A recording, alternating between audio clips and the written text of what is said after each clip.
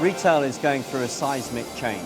I mean, obviously the internet has now been around for 10 years or more, but actually it's only really in the last 10 years, or 5 years even, that people are really starting to respond to it.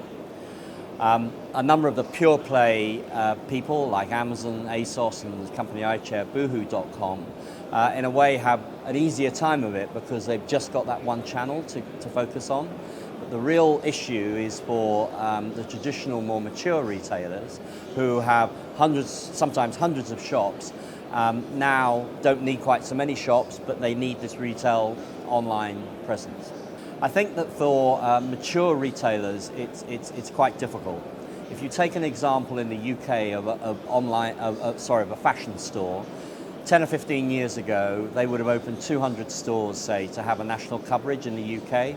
Today, they only need 100 stores plus an internet site. So that means they may have 50 or 100 stores that they no longer really need and are becoming uneconomic. So making that shift down from 200 to 100 is extremely difficult because you often own a number of long leases, you've got rents to pay and all the rest of it, but actually some of those stores are becoming uneconomic.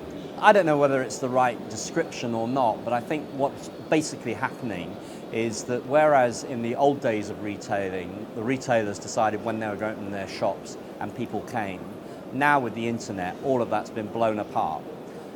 You can shop obviously online anytime and buy from anywhere.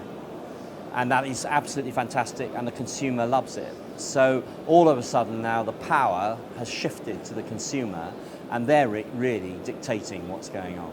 I think in the UK, Next would be a good example. Next is a fantastically strong proposition on most high streets in terms of their stores.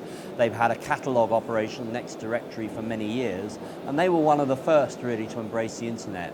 And I think they're very joined up between the physical stores and their online offering.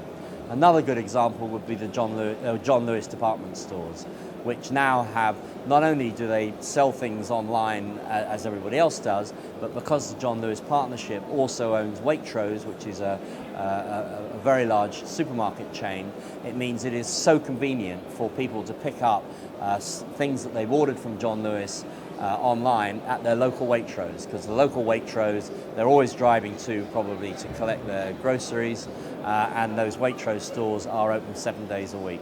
Well, in the businesses that I'm involved with, certainly it is just making sure we continue to keep tabs on what's happening with technology, what's happening with social media, whilst at the same time, where we have stores, making sure we run them profitably. I'm here at the Retail and E-commerce show in Dubai, and I have to say I'm absolutely amazed at the size of the exhibition here and the number of people that are here. It's clearly the major show for the region.